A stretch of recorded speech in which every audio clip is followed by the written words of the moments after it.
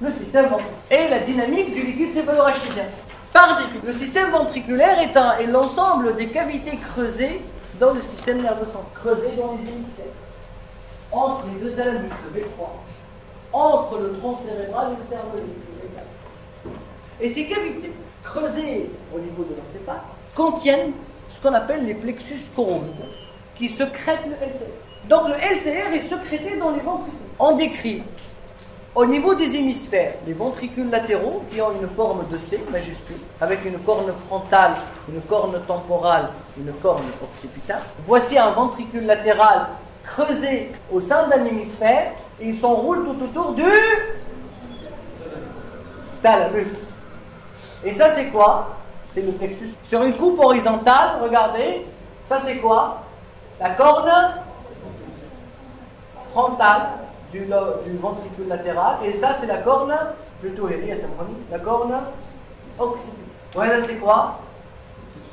Le plexus choroïde. Entre les deux thalamies, vous avez le V3. Où est-ce qu'il est le V3? Là, entre les deux thalamies. Donc vous voyez comment les ventricules latéraux communiquent avec le V3. Et entre le tronc cérébral et le cervelet, le V4. Ça, c'est une coupe horizontale après avoir enlevé le cerveau.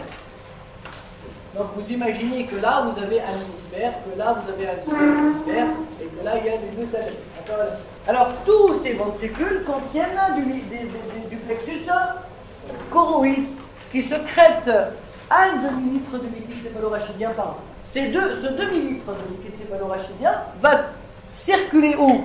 Dans les espaces sous-arachnoïdiens. Et les citernes, qui sont des espaces sous-arachnoïdiens qui sont là, et ils vont finir par se résorber, oui, dans les granulations de Petschel. Et c'est quoi les granulations de Petschel?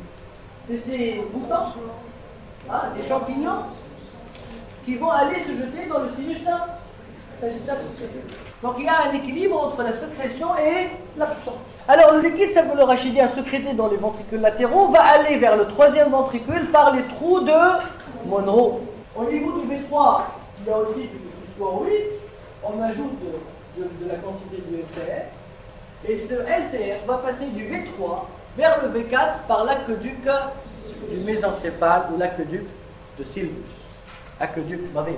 Le LCR accumulé au niveau du V4 va sortir des ventricules à travers un trou qu'on appelle le trou de Magendie. Et il va se trouver où? Sous le cervelet, donc dans la grande citerne. Et puis, il va aller monter ici, tout autour de la grande citerne, la citerne ambiante, dans les espaces sous-arachnoïdiens pour tourner tout autour du cerveau. Il va descendre en bas aussi pour entourer la moelle épinière, jusqu'à la queue de cheval en bas, remonter ici également quand ça se remplit, en avant de la moelle, dans la citerne prébulbaire, angulaire, prépontine, interpédonculaire, fait le tour du cerveau, et comme ça, tout le système nerveux baigne dans le qui est un amortisseur des chocs. Imaginez, vous prenez un coup de poing ici, dans une pression atmosphérique, et vous prenez un coup de poing sous la mer. Ça n'a pas le même impact. Vous voyez, peut-être sur YouTube, il y a une vidéo d'un scientifique, je ne sais pas qui s'est exposé lui-même à un tir de balle d'un pistolet sous la mer. Et ils ont fait l'enregistrement ralenti pour montrer comment la balle a été arrêtée par la pression de liquide. Imaginez qu'il n'y avait pas ce liquide. Regardez, ce choc est mortel sans liquide, alors qu'il est complètement anodin dans la situation où il y a un liquide céphalorachidien qui va amortir et aspirer ces ondes de choc. Oui. Comme mortifier quand vous versez de l'eau dans un stade, vous versez l'eau de haut en bas, mais l'eau monte dans le stade parce qu'ils sont remplis. Tu as vu ce que je veux dire? Alors, la dynamique du LCR, qui fait départ, arrivée. Le départ, c'est quoi? Le départ, c'est quoi?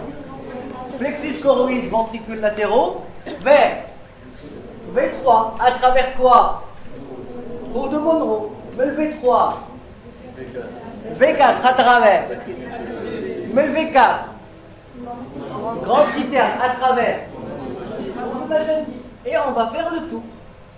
C'est-à-dire trou de Magendie, grande citerne, citerne ambiante, et ça va remonter en haut à la citerne subfornicale et ici faire le tour du cerveau. Et là, ça va descendre, ça fait le tour comme ça fait le tour comme ça, ici et là, et tout le système nerveux baigne dans le liquide céphalorachidien. Et ce liquide est absorbé dans les granulations de Pacchioni au niveau du sinus sagittal supérieur.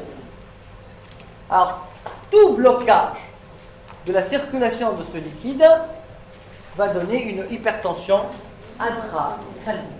Alors, l'hydrocéphalie, par blocage de l'aspiration, blocage de l'absorption, va donner une hypertension intracrânienne qui peut aller même à l'engagement. Alors, quels sont les engagements qu'on connaît? D'abord, l'engagement temporal. C'est le passage du lobe temporal sous la tente du cervelet. Et quand ça passe ici, il se trouve que c'est vraiment juste au niveau de l'émergence du nerf 3. Et ça va écraser le nerf oculomoteur commun, qui est le nerf des mouvements de l'œil, notamment en haut, en bas et en dedans, mais également du myosis, et notamment du myosis. Donc une paralysie du 3 va devenir unilatérale du côté de l'engagement. Le deuxième engagement, c'est l'engagement amygdalien. C'est le passage des amygdales cérébelleuses dans le foramen magnum. L'engagement sous-falcoriel, c'est l'engagement du lobe frontal sous la peau du cerveau. Et plus rarement, il y a l'engagement central que je ne vais pas détailler. Mais les trois principaux, c'est le temporal sous la tente du cervelet, le mygdalien dans le foramen magnum et le sous-falcoriel du frontal sous la peau du cerveau.